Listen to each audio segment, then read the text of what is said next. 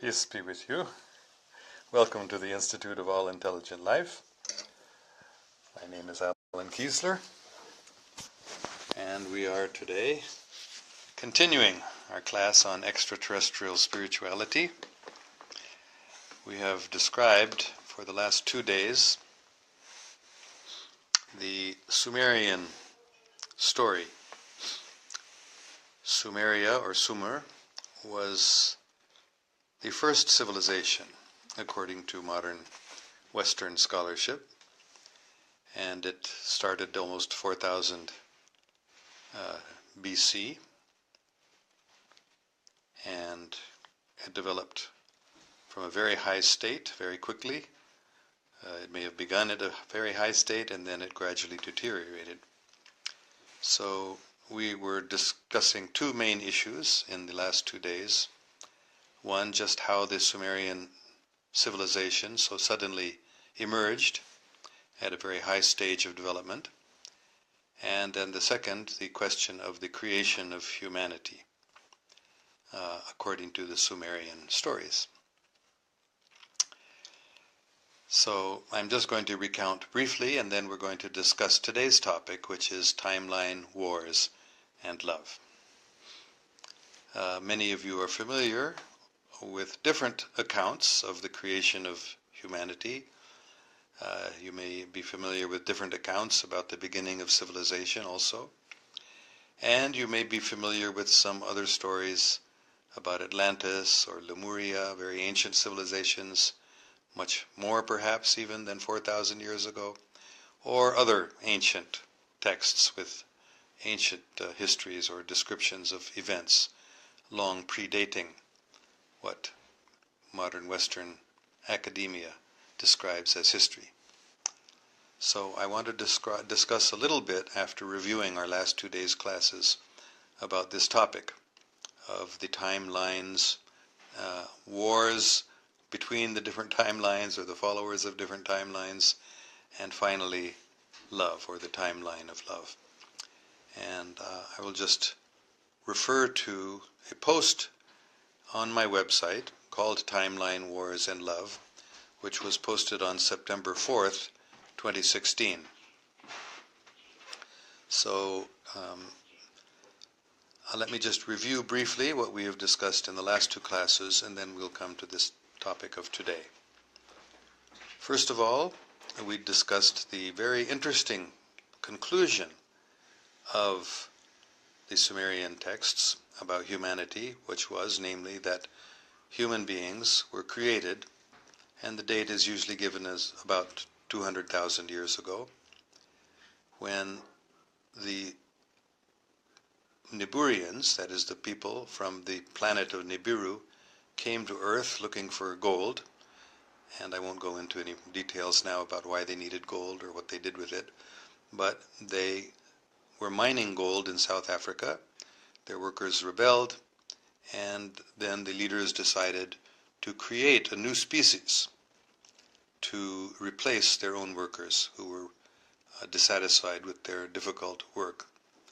So the result was the creation of what we now call Homo sapiens, a being who was a hybrid between the advanced ape man, you might say, or Homo erectus, as we call him today, a primitive human or an advanced ape, who was the most advanced primate on the planet at that time, and the Niburians, or the Anunnaki as they were called.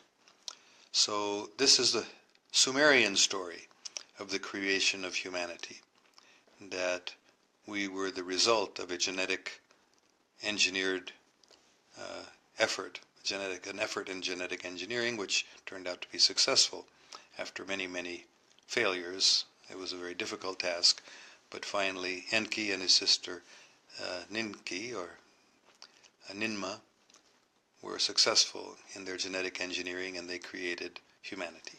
So that's a very brief account of our first class.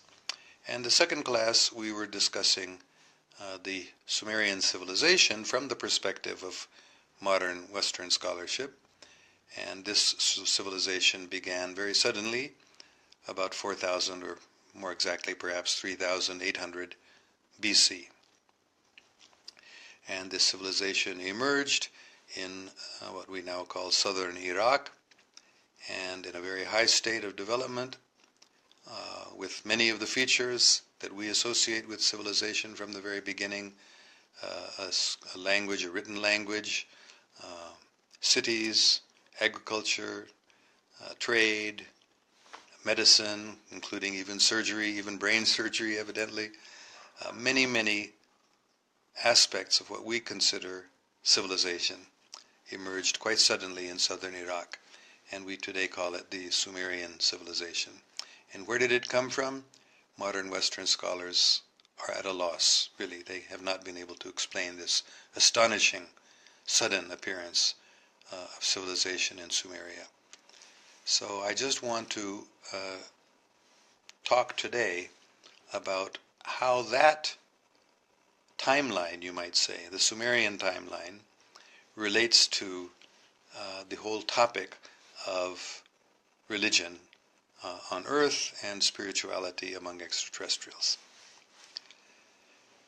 So the first point, or the main point, that we're going to discuss today is this idea of various timelines. Now, usually when people think about various timelines, they think about conflicting stories, and they think one must be right and the other's wrong.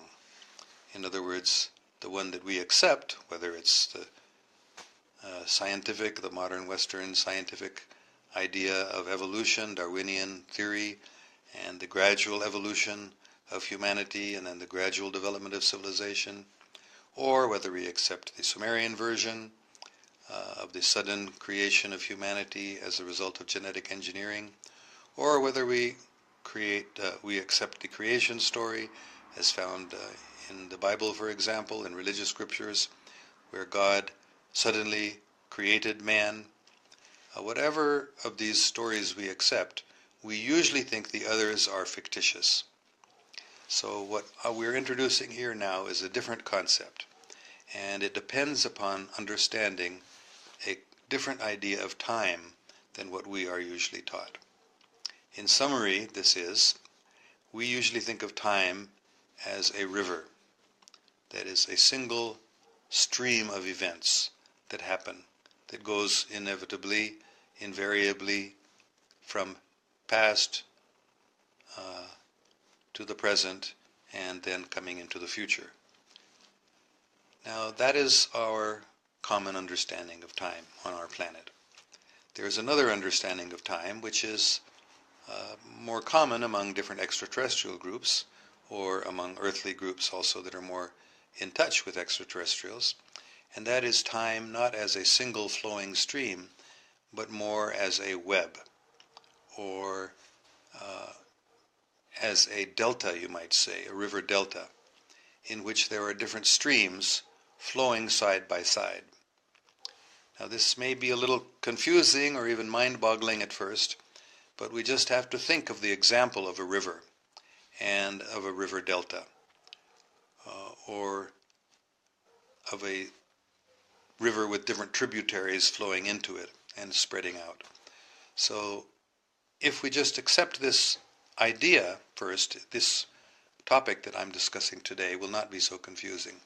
Just think about time not as a single stream, a single river, but as multiple streams flowing side by side.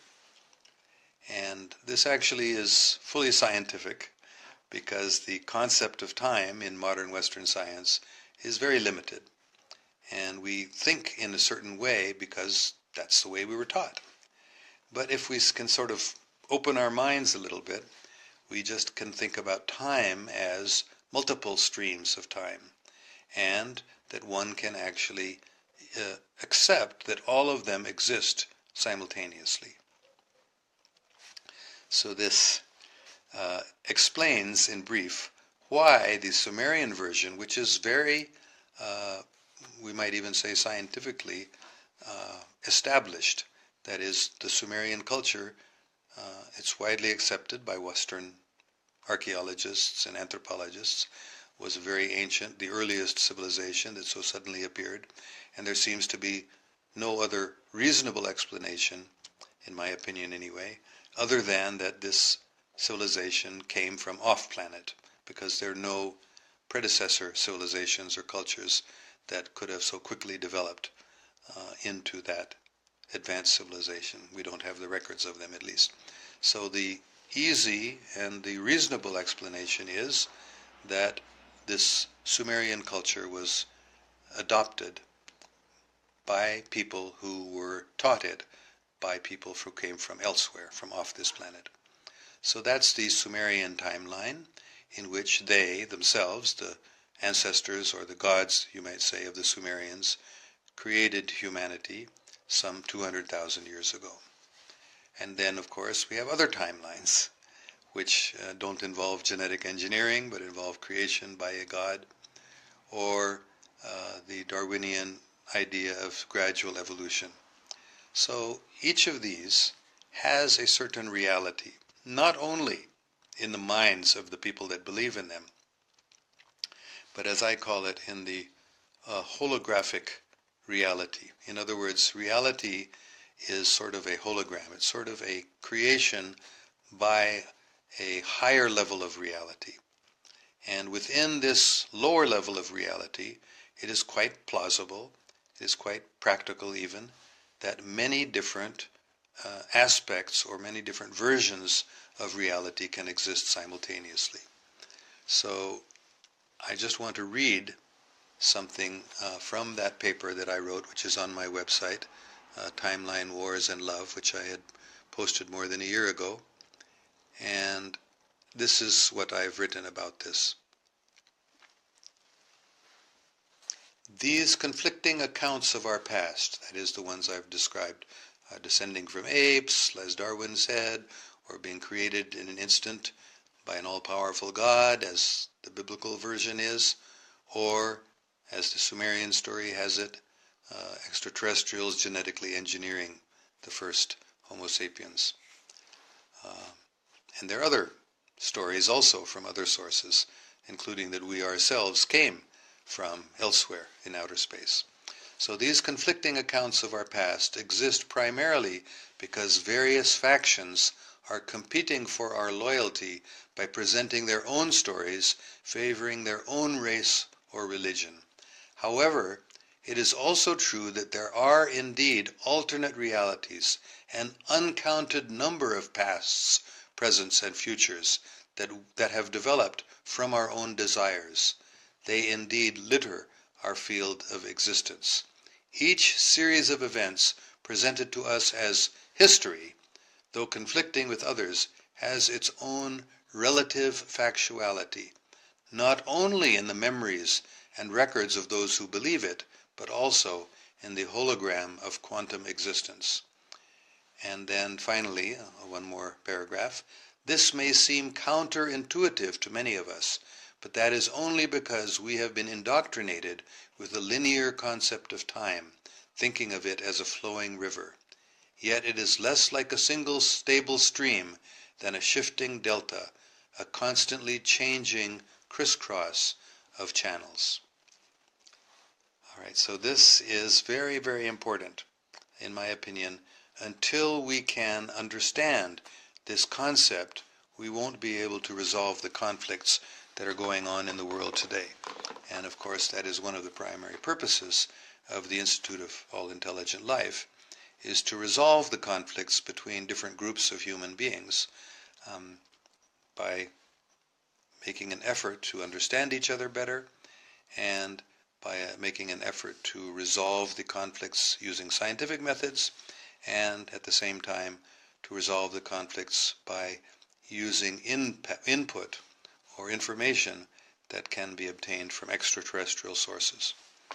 So that's one of the primary purposes of this institute, to bring about harmony and peace on Earth by exploring the different sources or the different ideas that are present in different religions and in different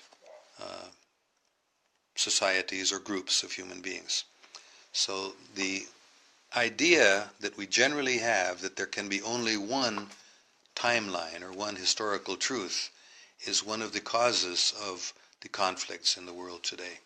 So what I'm suggesting is that we should not think in that sort of narrow mindset that history means one thing and we must find the true one and we must accept the true one and we must weed out the false ones.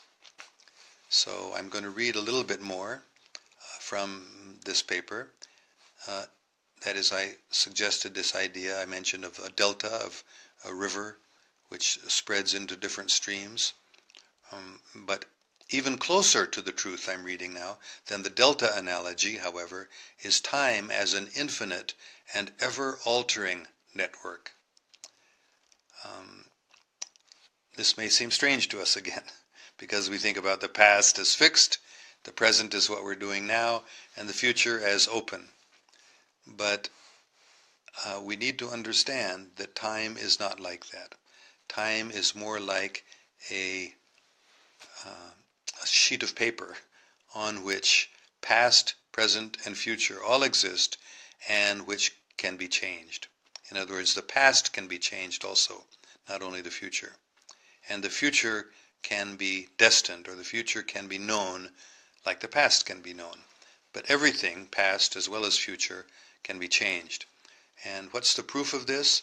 The proof of this is, and you have to do a little research if you don't understand this already, that there is such a thing as time travel. And it's been more than almost about 50 years now that the Western, American, and other nations have developed time travel. And when they began doing this time travel, they experimented with changing history. In other words, if you can go back into the past, then you can change something and create a different history. But that's not what happened. What happened was that they simply created another timeline. So this is the source of this information, one of the sources of this information that I'm sharing with you, that actually this is a scientific, although it's secret, it hasn't been publicized, but if you do a little research on the internet, you can find out about it. For example, Andrew Basiago, who is a lawyer and ran for president of the United States in the last presidential election. I actually voted for him. You can look up his work, and he was the first American child to be time traveled, or to travel through time in about 1971, I believe. So he was just a young boy of about 11 years old, and they found out that children are less subject to the difficulties of time travel than adults. So they used children more in the initial stages of trying to get free from the problems that they were suffering or facing when they began doing time travel. So Andrew Basiago was teleported as well as time traveled back from where he was, I think it was 1971, back to 1863, where he went to Gettysburg, where President Abraham Lincoln gave his famous Gettysburg Address. And there actually is a photograph, which I have previously posted on my Facebook page, and which you can easily find if you just look up Andrew Basiago and Gettysburg and time travel. You do a search of that, you'll see this information. So, but what's not mentioned there so much is that what happened was, when they did these experiments of trying to change history, they didn't actually change history, they simply created another timeline. And then they realized that time is not what we think of it as, a single stream of history, but it can actually be changed. The past can be changed, the future, of course, we believe can be changed, but the future can also be seen, just as the past can be seen. So it's a very, very different sort of understanding of time than we usually have. So when we get this understanding, then we can understand that there are different timelines. So the timeline that I've been discussing, the Sumerian timeline, is one timeline that has reality, and it's not false. On the other hand, it's not the totality of truth. So there are different timelines, we may say conflicting timelines, or we may say parallel timelines. They actually all exist. Different timelines do exist in reality. But, and this is the conclusion of my what I'm going to be talking about today, all timelines are not equal. And I'm going to just read again from my paper. But we should also understand that all timelines are not equal, though they participate in actuality according to the efforts of their inventors. Their substantiality and sustainability is determined by the purity of their creators' desires. Though we may inhabit them for seemingly endless millions of years, our relative realities are distinguished by the quality of love inhering in them as inherited from their creators. So this is the conclusion, that there are these different timelines, and they have reality, but ultimately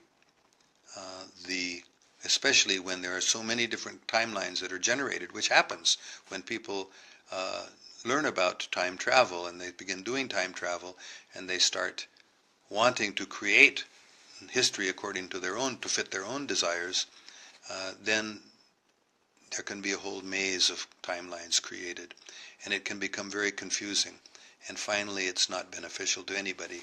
And when this happens, there's a reset of time, and this is called the Day of Judgment, when the lesser timelines are deleted. And what happens then is, when timelines are deleted, the people that were participating in those deleted timelines, they become usually confused. If they don't understand what's going on, they can actually go crazy. So it's very bewildering to even understand all of this. But if we understand it, and we can understand this image of time not as a single stream, but as multiple streams parallel to each other in some way, then we can understand that when we participate in this program and create multiple timelines, if we adhere to only one of them and don't understand this truth about multiple timelines, and we don't understand that actually the biggest wars are really wars of timelines. That is, people of different timelines are trying to convince those, one way or the other, convince them to give up their timeline and to adopt my timeline. So that war, those wars are going on. Those are really the most fundamental wars, are wars of timelines. So when many different timelines get generated and they become more harmful than helpful, then a day of judgment happens, or a deleting of the less valuable timelines. And finally, what is it that comes out of all of this? That's what I call the timeline of love. That is, when our broken histories created with lower motives, selfish motives, become useless or harmful, and then a new phase of our evolution comes forward. We enter into a phase where we no longer are limited as we had been in the past, and we can adopt this much wider perspective of understanding time properly, and understanding the different timelines are simply different, what's the right word? They are different ways of understanding ourselves. They're different ways of understanding the world around us. And we generate a timeline according to our own ability to see truth, our own ability to see through our false motives, our ability to see through the conditioning that we have been, that has been imposed upon us, and we can embrace the new timeline of love, which means basically the timeline which is not based on lower consciousness, not based on selfishness, but based on love, based on harmony, based on embracing all. So this, I think, is very, very important to understand before we proceed any further in this course, because this concept is very, very fundamental in extraterrestrial spirituality, although it's a kind of a new idea to most human beings at this time. All right, so I just wanted to say this before we go on further into discussing the Sumerian, which I am going to start with next week. I'm going to go back to it again because it's a very important timeline, and then we will bring in other timelines also. But I just thought it was important to introduce this understanding of the simultaneous existence of multiple timelines so that we don't become confused and competitive and thinking that only my timeline can be right and others must be wrong, whereas each of them has a certain factuality, and even our own understanding can also be less than total, can be less than what we think of it as. All right, so I'm going to go back and see what comments we may have or questions. Malik Amin Sahar says, can you do this in Urdu too? It's really great knowledge. I may do that at another time, but not now. This class is in English, and although last week I did use a little Urdu because many of my Facebook friends who are watching this are Urdu speaking and may not know English as well, but I will do that separately at a later time. At the present time, no, I'm not going to speak Urdu. Let us see if we have any other good questions here. There are many comments. All right, Ali Gilani says, Sir Alan, if Sumerians made us, then did they tell us the names that we are named today? For example, Adam, John, etc. No, they had a different language, so the names that we use today were different, just like man in English is insan in Urdu. It's the same word in different languages, so they also had their language. Although in some cases they are similar, just like the name Adam, which we use for the first man, is very similar to the Adapo or Adamu name of the first human being in the Sumerian texts. So there certainly are similarities, but they had a different language, and they didn't tell us the names as we know them today, but perhaps there's some relationship between them. Okay, let's see, any other good questions? Well, it doesn't look like there are any other questions. A lot of people are just saying hi and how are you, but we're not going to read those. I will just check one more time to see if I haven't missed any good questions. I think that's it. So I will just summarize what we've gone over today, and then we will conclude the class. That I began this class by mentioning briefly last Monday's class. We discussed the Sumerian concept of how humanity was created by genetic engineering, by not the Sumerians, but by the ancient ancestors of the Sumerians who came from another planet named Nibiru. So that was the first class, was about that. And the second class, last Thursday, was basically about the Sumerian civilization and how it so astonishingly appeared very suddenly in southern Iraq at a very advanced stage with no visible source on this planet, which leads to the conclusion that they must have gotten their civilization from elsewhere off this planet. And that is what the Sumerian texts themselves state. So what I've just described today is the fact that there are different timelines. It's possible for different timelines to exist simultaneously alongside each other, and not that one is right and the others are wrong, not that mine is right and the others are wrong, but they all have relative reality. And finally, when there are many timelines generated by many competing forces, there comes a time when those timelines are amalgamated, you might say, or the less real ones or the less genuine ones or the less loving ones are deleted, and a new timeline is established, and that's why we call it a day of judgment, because there is a judgment made between the different timelines, and a new timeline is generated, or maybe not only one. There may be different new timelines that are brought forward, and different people, according to their mentality, according to their ability, according to their desires, they may enter different timelines.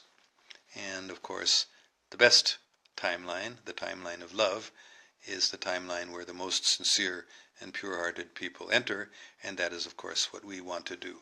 And that's the reason why we're having this course, really, is to help us understand from a broader perspective what is spirituality, helping ourselves by using information that we can obtain from extraterrestrial sources.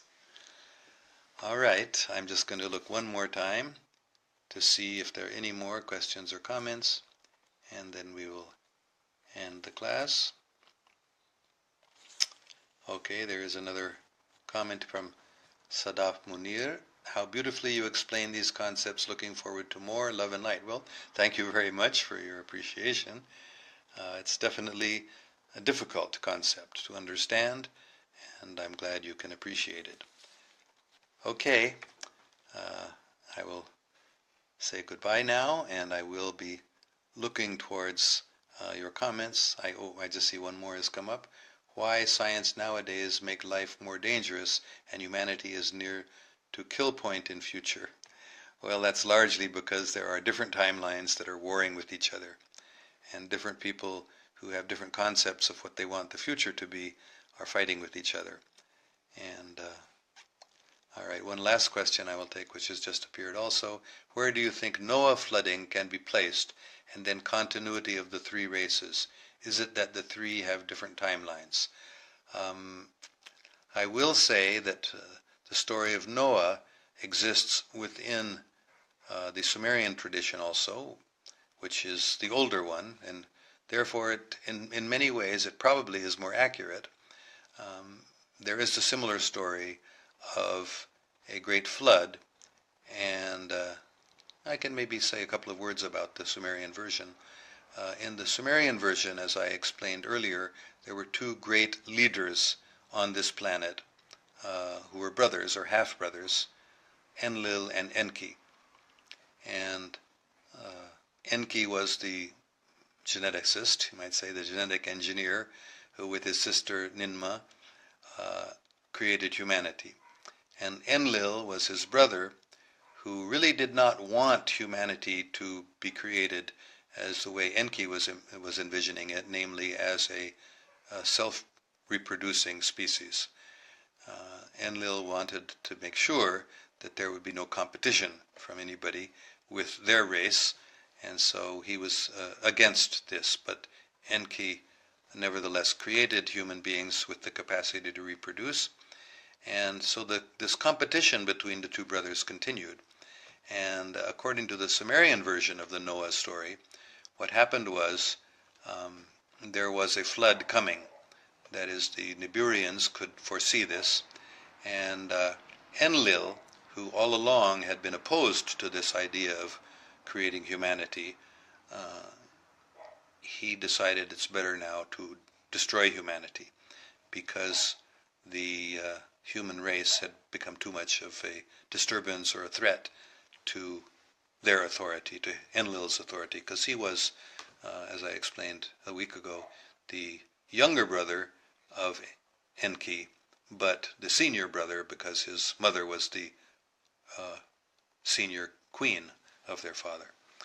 Anyway, so Enlil felt himself to be superior, and so he wanted to allow humanity to be destroyed when this flood came. But Enki, having genetically engineered humanity and feeling they were actually some of his own DNA was used in that creation, so he was sort of favorable to humanity, you might say, as his own children in one sense, or his own descendants. So he decided to protect humanity from this flood. So he, again, there's a lot of details to this story, but very briefly, Enki was forbidden to warn humanity about the flood. So he sort of indirectly, by a trick, he informed I'm trying to remember exactly the pronunciation. It was something like Utsnapin, I can't remember exactly right now, but the Noah figure in the Sumerian texts, Enki warned him about this flood coming and instructed him to build a boat, and he did, which is like Noah's Ark, which, when the whole world was flooded, he was able to save the species and humans, his family members. And when the flood was over, then he was able to repopulate the planet.